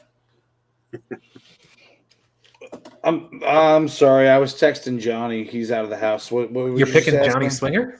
Texting Johnny Slinger? No, my son. Yes, yeah, Daddy. No, Give me PCO to win this match, right? That's what you're asking me. PCO against Jonah against Bronson Reed. Yeah. Actually, no. Give me Jonah. There you go. My name's Jonas. The influence and the inspiration got back into it again in the back, and Caleb once again was in the middle of it. You're going to have Cassie and Madison Rain. They're going to get at it on Thursday night, and we're finally going to get the Knockouts Tag Team Championship match. I think this was supposed to be at Bound for Glory, so this has been delayed quite a bit, but we're finally going to get it. I don't know why. I guess I don't know. The winner. Yeah, there you go. Feud of the year so far, Ryan Joy. Feud of the year. The inspiration versus the influence. Throw it to me to pick this one first. I just don't see this tag title changing here. So give me Madison on TV. Inspiration hold the tag titles. Do we have a swerve here, John DeConnie? Is Caleb going to jump ship? It seems like Madison has been pretty nasty to him as of late. That is exactly where I think and hope this is going. I think maybe Caleb even screws up the match here for Madison against Cassie Lee, and then maybe he purposely screws up the match at Sacrifice so that he can walk off with the inspiration, who did just give him that really sweet new cell phone. Yeah, it was with their pictures on it. That was good. John Smith. Give me the inspiration retaining. Yeah, give me the inspiration. Yeah. Inspiration. I get them mixed because they both came up at the same time. The influence and the inspiration. Yeah. See, the inspiration has two eyes, and the influence only has one. But the influence has Caleb at the. See, the weird thing about this, Madison's the one that's being a bitch to Caleb, but like Caleb's not with Matt. Caleb's with Tennille. Like that's Tennille's photographer. You know what I'm saying? So like, I don't think. I mean, Caleb might be taking it personal. Madison's that way with everybody. Just ask Josh. Yeah. Yep. On BTI, which of course stands for Being the Elite, Ace Austin and Mike Bailey got the win over Trey Miguel and Jake something. Trey and Jake just didn't work well together, John DeConnie. So we actually have, they're going to be going at it for the X Division title anyway. So I guess what does it matter? And who do you got? Yeah, exactly. Jake, Trey didn't think that they did too bad. It's no big deal. This is our first time tagging together. I think we did okay. Jake reminded him, listen, I don't need your inspirational speeches. I just need you to respect me and fear me because I'm twice your size and I'm going to take the X Division title from you. I don't think that's exactly how it's going to work out. So give me Trey here because I've lost way too many points betting against Trey. Exactly. John Smith.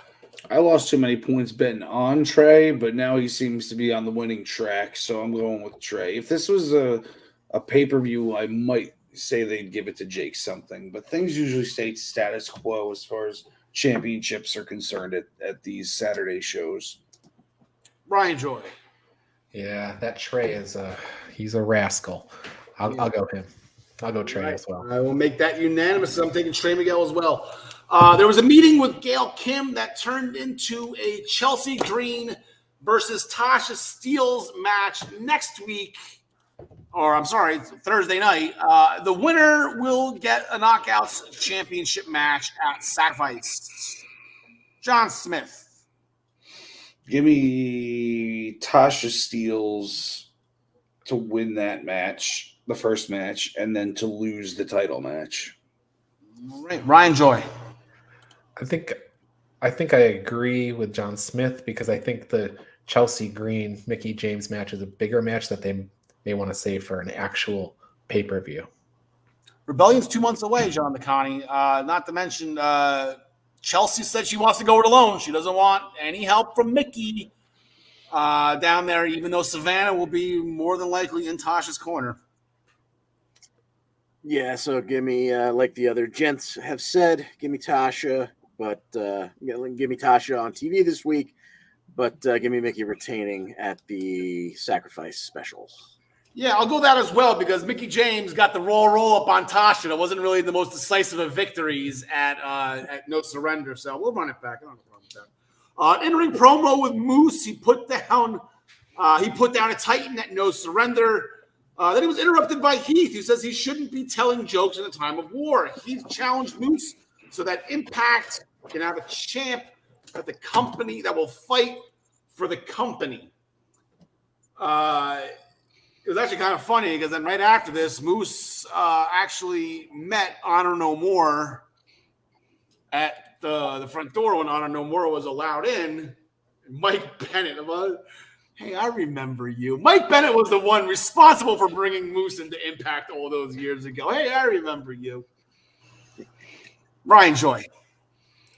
I just can't picture a world where Zack Ryder is the NWA champion and Heath Slater is the Impact World Champion. It just doesn't compute for me. So give me Moose. All right. John Smith. Yeah, I'm going with Moose as well, even though Heath looked pretty huge in that picture next to Moose that you just put up there. Perspective. Heath is right next to the camera, and Moose is about 30 yards back. Okay.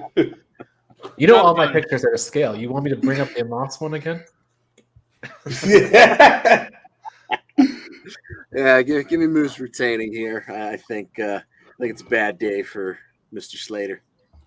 Yeah, unfortunately. He's got kids. Mike Bennett, speaking of Mike Bennett, Matt Taven, and Kenny King, they defeated Rich Swann, Willie Mack, Chris Sabin after a kick into a Proton Pack Buster on Willie Mack. They then introduced Maria Kanellis along with them. They then introduced Eddie Edwards to their team. Long story short, Eddie was pissed that he didn't get to fight Kenny Omega. He didn't get the 5-star rating match from Dave Meltzer. Now Edwards officially just doesn't have a 5-star match. And he's pissed. He never got a shot to regain the title for Impact. I thought it was because he got dragged into Wrestle House on Thanksgiving. Alicia Edwards came out yelling and nagging and throwing things in Eddie's face that he said years ago. And his women do whatever. So we actually, Macklin is going to get Eddie Edwards on Thursday because Eddie, that was the whole trust thing. And then Macklin actually, Rhino took the pin, right? Yeah, that's Rhino took the pin. He took the brunt of anything. So Rhino will get Eddie Edwards at the pay-per-view. I made this. I'm thinking this is going to main event the show, to tell you the truth. I mean, with all due respect to Heath, the Impact title is not the most important thing right now. It is Eddie Edwards. And I feel like maybe not only does Eddie Edwards main event Ring of Honor WrestleMania weekend, I think he takes the belt from Moose at Rebellion, Ryan Joy.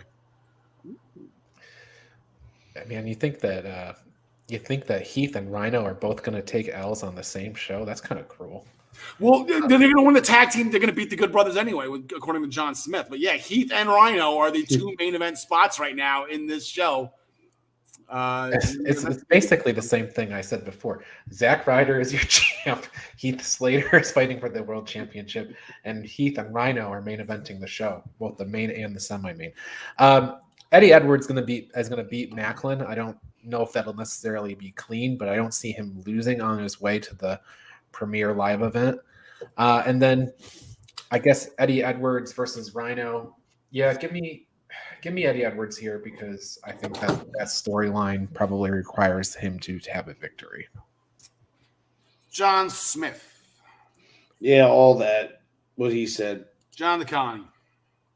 Yeah, I have to concur, but I will point out that I think something will happen this week that, especially if Ryan is correct about that main eventing the show, there needs to be a stipulation in that match. It needs to be hardcore or something crazy, but I still will take Eddie Edwards over Rhino. Yep. Yeah, that means that. I think we were talking about that in the conversation thread. This match needs some sort of violence attached to it. How far away are we from Sami Callihan making a return? Because, man, he doesn't like Eddie Edwards to begin with. No, yeah, that doesn't. I'm not going to lie. I'm really not missing Sami all that much. Agreed.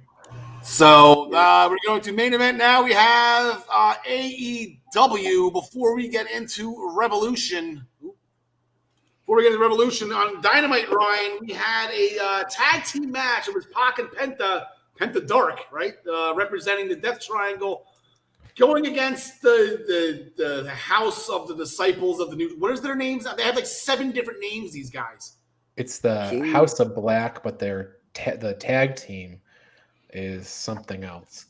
Kings of the Black Throne. The Kings of it's the combination of their names. Is the Kings of the Black Table or something like that? So it's the Kings of the Black Throne. Is Throne, the tag gotcha. team. And it's House of Black is the faction.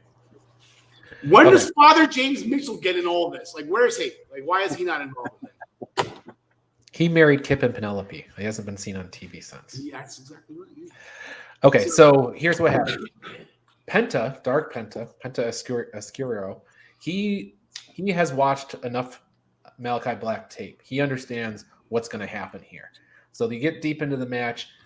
Malachi Black goes to spew mist into Penta's face.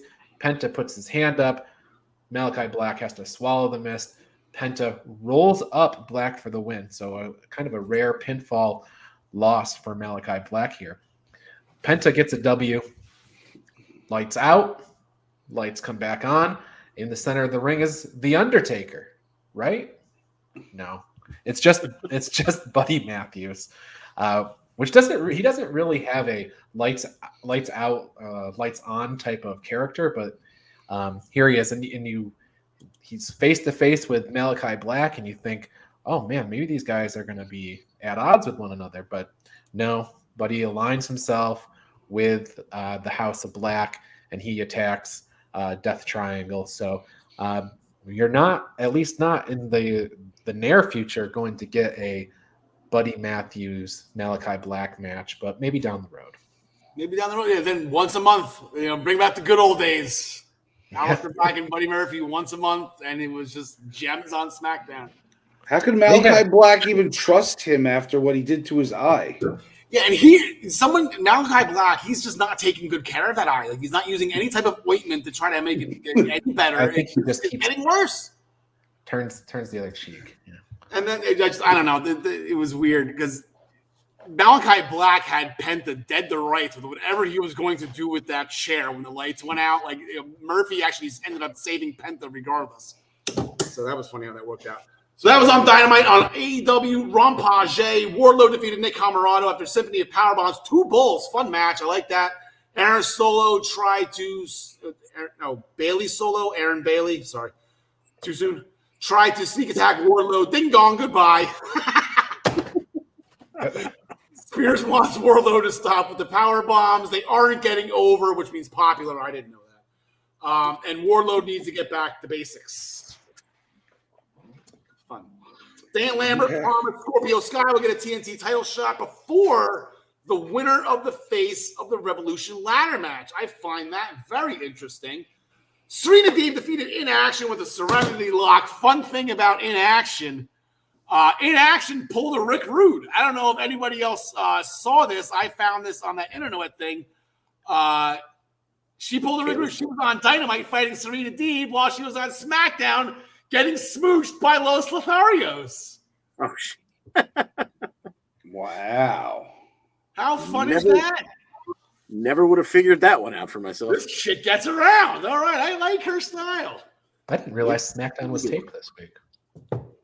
Yeah, SmackDown was the one that's taped. No.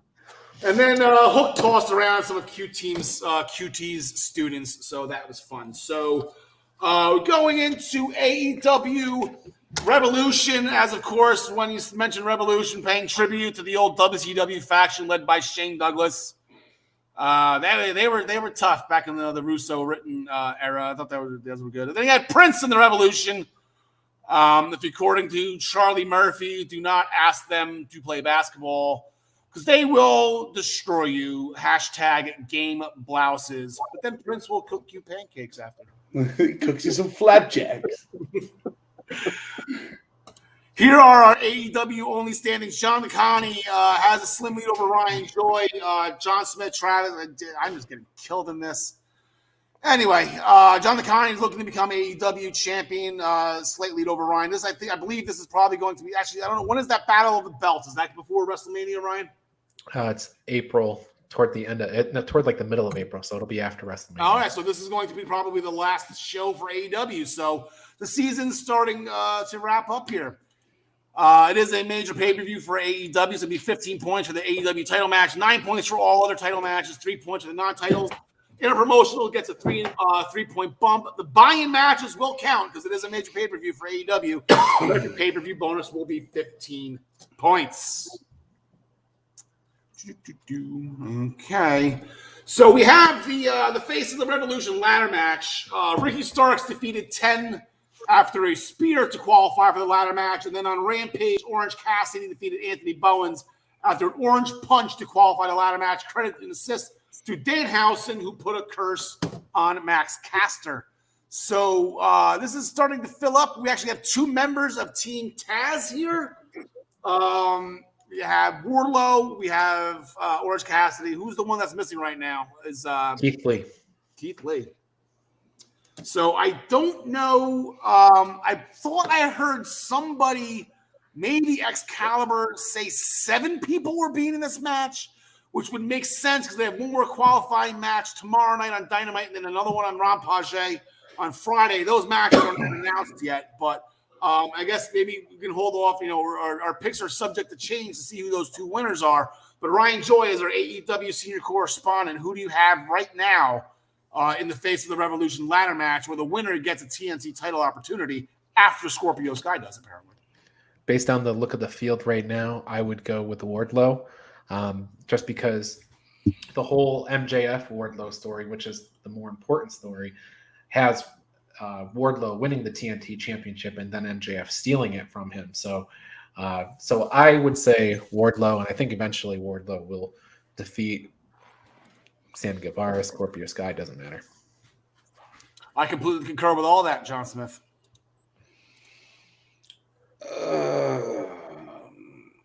I don't know. I haven't been watching much lately, so this one's hard for me. I'm gonna have to go with Keith Lee. All right, John DeConnie. I'm gonna say Wardlow for all the reasons Ryan said, and just because I really just can't wait for the Wardlow MJF feud. Yeah, it's going to be fun if it ever happens, because if Wardlow ever gets fired, the contract's with Max. The contract's not with AEW, so WWE might steal him before AEW even signs him. I heard Vince is actually talking. I heard rumors going around that Vince has been talking to Wardlow in preparation for this firing. Reported on the Central Wrestling Podcast. Nobody knows firing better than Vince. So exactly. Got that there. Jay Cargill defeated the Bunny to retain the TBS Championship last Wednesday on Dynamite. She asked who's next. Tay Conti answered. So we actually have a TBS Championship match. This match has buy-in written all over it. Ryan Joy. Jade wins. She's like 38-0 now or something. John Smith. Yeah, we're gonna need more build up before her first loss. All right. So I'm just getting ready for next week's show. Jade Cargill defeats Ty Conti with Jade and John DeConnie. Sorry. Yeah, exactly. Cargill retains here. Copy and paste. Jade Cargill with Jade.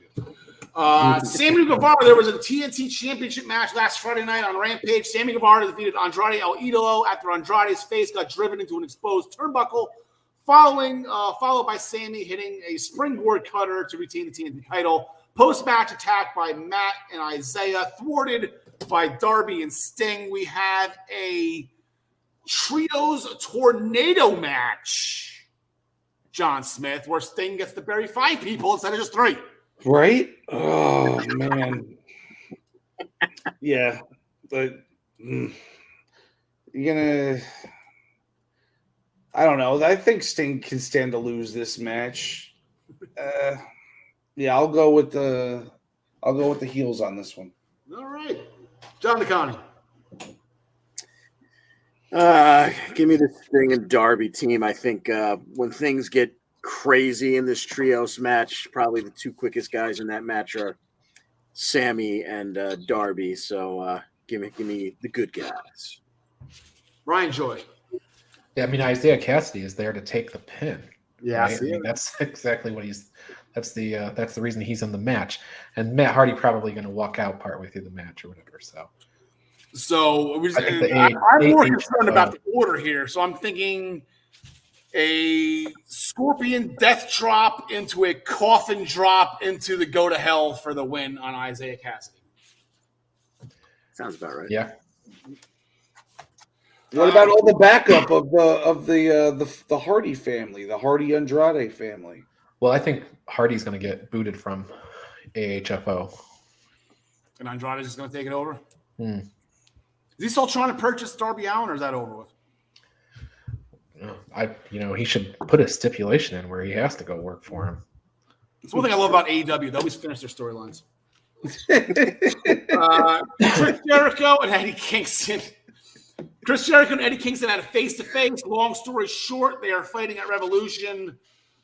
It's not about the LAX or the Inner Circle, though. Like, this really took a weird turn, at least what I was expecting, because this whole thing started with Santana and Ortiz and this, that, and the other. Now it's Jericho being a D-hole again, and rattling off all these accolades that he's at. Now all of a sudden he's the cocky SOB out of nowhere, and Eddie Kingston's the one that was supposed to be rooting for because Eddie can't win the big match, and Eddie is this, that, and the other, whatever Jericho was calling him. Jericho's pretty much saying he's outclassing Eddie Kingston just by standing next to him, John McConney. So this match took a weird turn, in my opinion. Yeah, it seems like in the end, whereas I hope Santana and Ortiz are on their way to a tag title shot, this became about getting Eddie Kingston his props and his proper respect for his long career, and I think Jericho puts him over here. John Smith. Give me Fandango, Eddie Kingston. I commonly mistake Fandango for Eddie Kingston. It's kind of like the same situation, though. Like, those two names don't really belong together, but like Jericho's going to put them over. Brian. Yeah, I'm leaning Jericho, but subject to change if something interesting happens on Dynamite. But right now, I'm leaning Jericho. I'm going to take Eddie Kingston just because Jericho threw it at him. I mean, you can only throw this around enough where it's like you can't win the big one. Like when you say that, the guy is going to win the big one. And that's, like I said, I don't know why we're all – these are flip-flop roles here. Like Santana and Ortiz were did I say Jericho and Eddie Kingston. And, hopefully to fight Jurassic Express as heels for the tag titles. And they flip-flopped. I don't know. So I'm going to go with Eddie Kingston. Jericho says he can't win the big one. Then Eddie Kingston is going to win the big one. Is this a big one, though? I guess that's the debatable. According to Jericho, it is, right? It's not Paige. It's not Omega. It's not all those guys. It's Chris Jericho at the top of AEW. So there you go. When you fight Chris Jericho, it's a big one. Yeah, I mean, it's pay-per-view, and I don't know if Kingston's won on pay-per-view yet. Every pay-per-view match I can think of, he's lost. Yeah, that sounds about right. Yeah, and that's the thing. I'm not completely locked. I'm not saying this a lot. I'm picking Eddie just because of that one line alone. Who knows? This match can honestly go either way, and that's the biggest thing right there. Is both these guys can take losses. Yeah. It's not like these guys are unburiable. If you want to go that route with that word, I hate that word. That's why I make the jokes about it. But these guys can take losses and nobody gives a crap because they're just going to sing Jericho's music and love Eddie Kingston. That's MJF in-ring promo. It was a hard knock life for Little Max, especially when Punk quit pro wrestling in 2014. So it looks like Punk opened the door with that picture that I don't think he really wanted to open. They're going to have a dog collar match on Saturday or Sunday night, excuse me. This goes a lot deeper than that. Now, my question is, John Smith, when you were 11 years old, did you have access to rolls of quarters? Not as much as I would have liked because I loved video games. I don't know. I just think having rolls of quarters is just as an 11-year-old. I just feel that's a little far fetched. Ryan, this is all. It's not weird. I don't think. I have my son last year was 11, and I had a ton of rolls of quarters in his drawers waiting for when we went to Wildwood to go to the arcade. Wow. Okay. Yeah. Also, they have piggy banks and stuff, and then eventually roll their quarters and whatever. But Yeah, I don't all think of it's the kids got rolls of quarters to pick on poor Max because of his religion. And then CM Punk quit on him. And it wasn't, it was just a Friday to Punk, but it was the greatest day in Max's life. It just so happened that photo and that incident as a child took place on the same exact day. Ryan, is this BS? Is this just Max being the greatest heel in the company? I think it's taking partial truths and and happy coincidence and putting together into a wrestling storyline. Yeah, I mean, is it BS? Do I really think that CM Punk walking away from wrestling put Jacob Friedman on a path to where he is? No, I don't think so. But I think it's really good storytelling and perhaps the best promo that we've seen from MJF, because he did somehow manage to get some people to sympathize with him a little bit, which is crazy. That's what's making me think it's not true. Like, I'm not talking about in real life.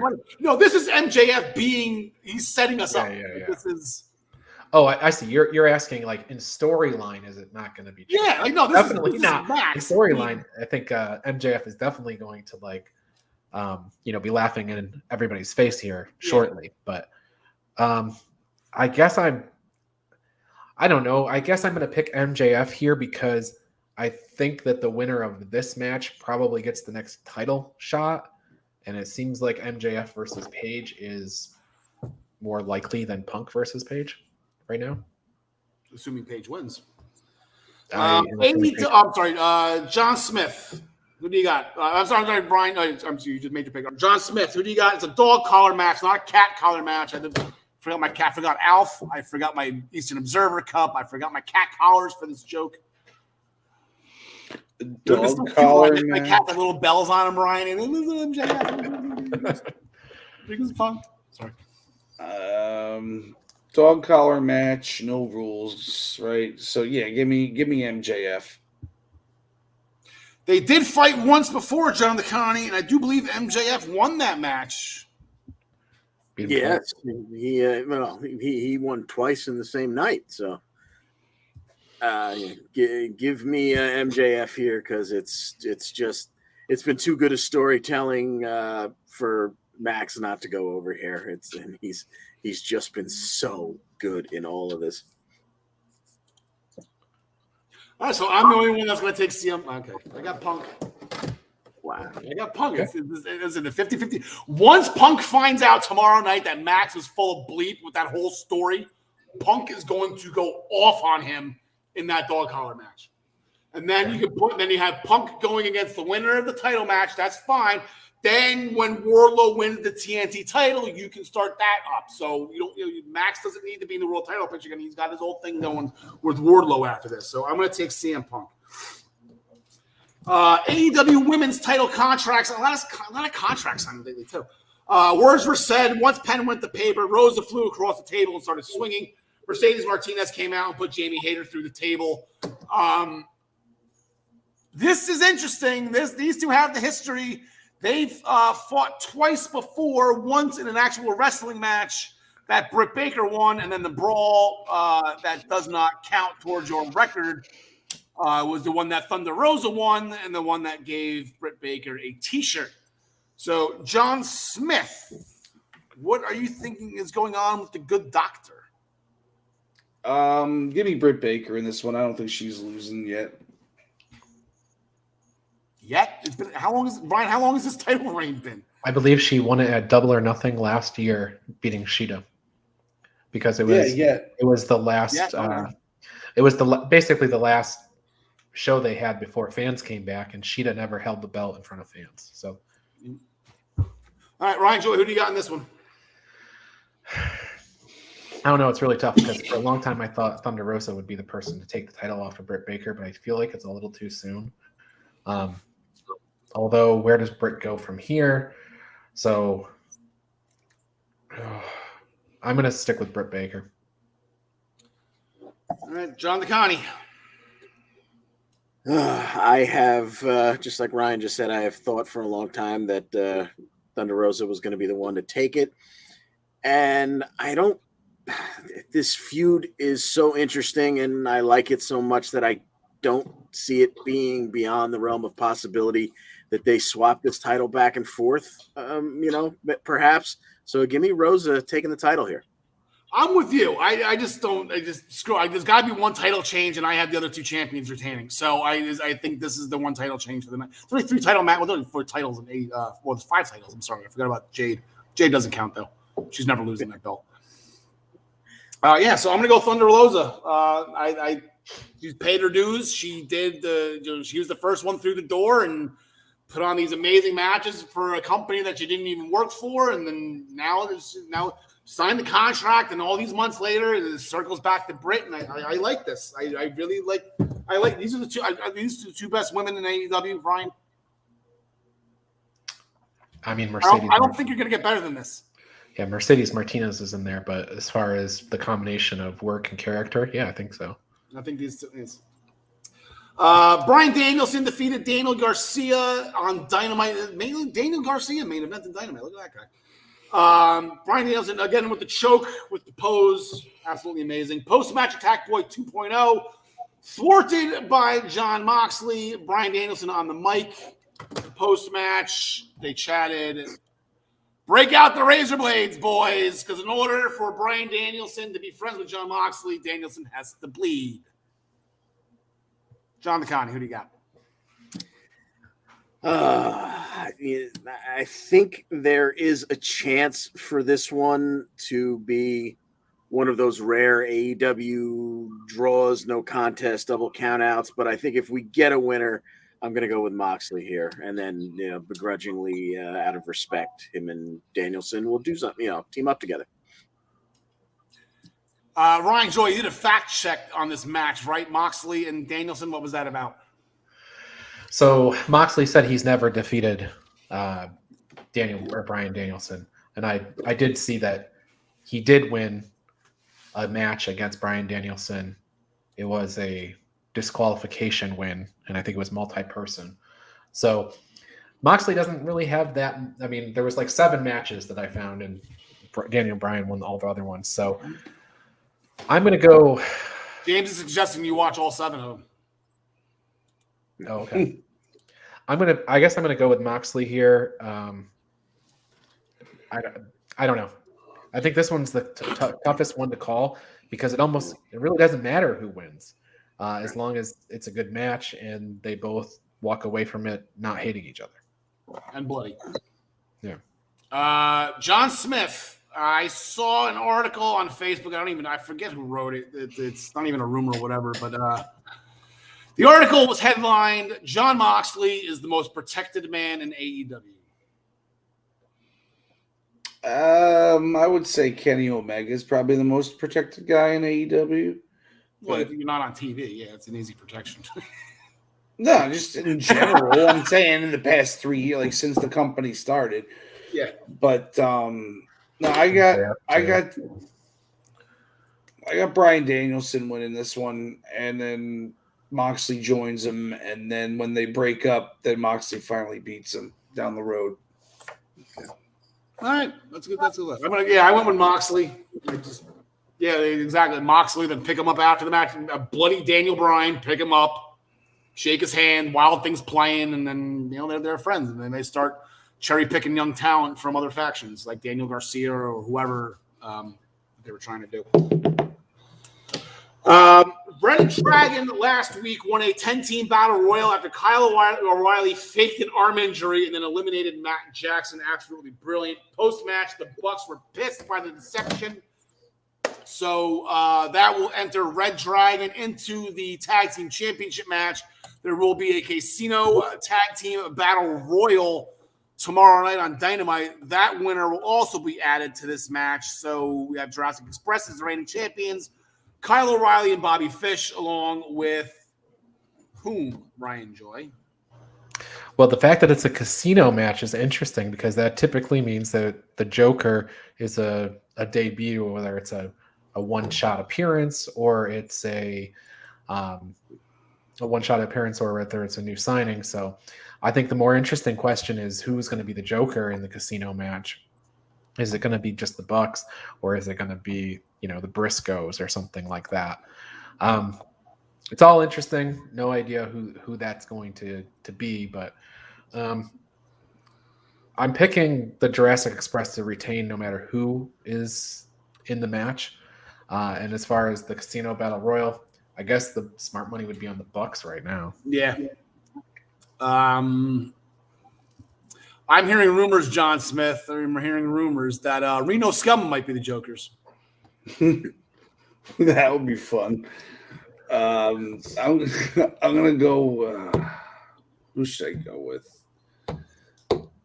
I'm gonna go with Red Dragon on this one. It could be hit to win the tag titles. Yeah, nice. It could be hit row, making their Casino Joker appearance. Are they going to do anything like that on a regular Dynamite though? Because it's just Dynamite, right? What's that? Make the Casino Battle Royal. Yeah, it is a Casino Battle Royal. It's a Casino Battle Royal. Yeah, but are they going to do anything like a sort of big debut and have it be done on Wednesday instead of Sunday or whatever? Yeah, Sunday. I don't know. John Connie. Especially if it's the Briscoes, I think you saved that for pay-per-view. Sorry. Yeah. No worries. John Connie. I'm going to have the Bucks getting into this match, and unless something wacky happens this week to change my mind, I'm with John Smith here. I think Red Dragon leaves with the belts. Nice. Wow. I got Jurassic Express. I feel like they're just left out of this whole thing. Like everyone wants to see the Bucks and Red Dragon, And there's, Jurassic Express and poor Luchasaurus. Christian stole a seat during the Battle Royal last week. Luchasaurus didn't even get a chance to sit down. I'm gonna go with Jungle Jack and Christian Cage's boys. So we'll take that. After that match, like I said, the Bucks and Red Dragon, they were yelling at each other. Then here comes Hangman Page out, and he started swinging on Red Dragon. The Bucks bounced. It was not their fight, so he's just like Kyle O'Reilly and everybody just take the ass kicking by Hangman Page. Save It Penta by Adam Cole didn't work. So before on Wednesday night on Dynamite, we're gonna have Adam Page and Silver and Reynolds of the Dark Order going against O'Reilly, Fish, and Adam Cole, and then we have the main event: Adam Cole versus Adam Page. Ryan Joy, this is your jurisdiction. The senior AEW correspondent. I do believe you said you were going to this event, correct? I will be there on Sunday. It's up in Orlando, so it's just an hour and a half away. Adam Page, I don't think he's losing the title, not yet. This will be his first pay-per-view defense. I don't think there's any chance he loses the title here. However, I do think that he'll probably lose that six-man tag on Dynamite because I think Alex Reynolds will probably eat a pin or a submission or something from Red Dragon. But yeah, Adam Page, and still. Yeah, unfortunately, I agree with you. John Smith, are you going Undisputed Era getting all the gold here? Adam Cole, baby! I'm going for it. Yep, I think he steals that belt. I think the Undisputed Era comes out with all the fucking gold. Freaking gold. Excuse me. John DeConnie. I've got the Undisputed Era winning that six-man tag, but I've got Page retaining at Revolution. All right. Also, we do want to now make sure we say, I guess, Tony Khan has a James Weir. He's going down his page as well. Tony Khan has a big announcement for Wednesday. I'm not falling for it again. We talked about it in pre-production. Nobody has any idea what it could possibly be. So we'll just leave that there for now because we are running out of time.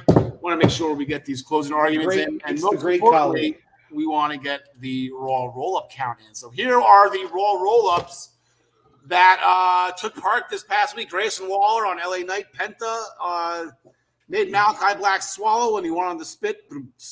Rolled him up after that. Matt Cardona on Jordan Grace. Tommaso Ciampa 2 weeks in a row on Bobby Roode. Shelton Benjamin on Dominic Mysterio. Very well done. So 2 more for Raw. That puts them in double digits and extends their lead now. Ryan Joy is doing to us in the EWP standings right now is what Raw is doing to everybody else in the Raw roll-up. Tommaso Ciampa is that second week in a row. That puts him on a tie with Chad Gable. Shoosh! And Rey Mysterio. And look at all these Raw numbers. The Miz, Bobby Roode, Dom Mysterio. Now Dom has 2. So, yeah, look at all that Raw. Look at all that Raw. I'm getting worried there that AEW is going to steal this thunder. I don't know if I would be able to handle that very well. Anyway, so here we go. Oh, I got the music now. The rock music going on. Here we go. Get some advertising here again, and we are off. The primetime rundown, powered by StreamYard, with Joey Jarzenka, Ian Schreier, and Rob DeLuca, is now airing at 7 p.m. on Friday nights as they take you through the world of sports right here on all the Eastern Observer platforms. For more information, please go to theeasternobserver.com. We have a new show here on the Eastern Observer, one near and dear to my icy heart. The Sunday Sauce, every Sunday afternoon, hosted by our very own Sheriff Tyler Adele, along with his partner, Drewski Doodles, Andrew Nicaria, to bring you everything in the NHL and all the leagues happening. Get saucy this Sunday. This was an episode, and I'm laughing because Tyler decided he wanted to dress up as a referee. But for those of us who wear things on our faces, we have to turn the tint on the computer off so it doesn't reflect off our glasses. Poor Tyler, I guess, didn't get that memo. So there is he. Yeah, there he is. I can see it. If you look closely, if you do zoom in, I do believe he is watching porn while he's recording this podcast. He looks like Al Borland. I don't think so, Tim. The Body Slam Brigade newsletter, over 5,000 subscribers receive this weekly column. Make sure you go to minutestobelltime.com to subscribe. The Body Slam Brigade by Ryan for you for free.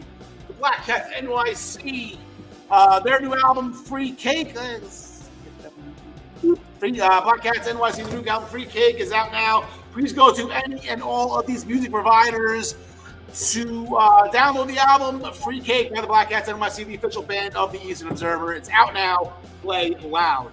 As always, the Essential Wrestling Podcast is sponsored by ProWrestlingPick'em.com, the internet leader in sports entertainment pick'em pools.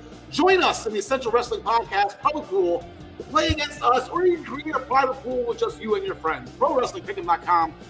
Play against your friends, play against the universe, and guys, she will like it too.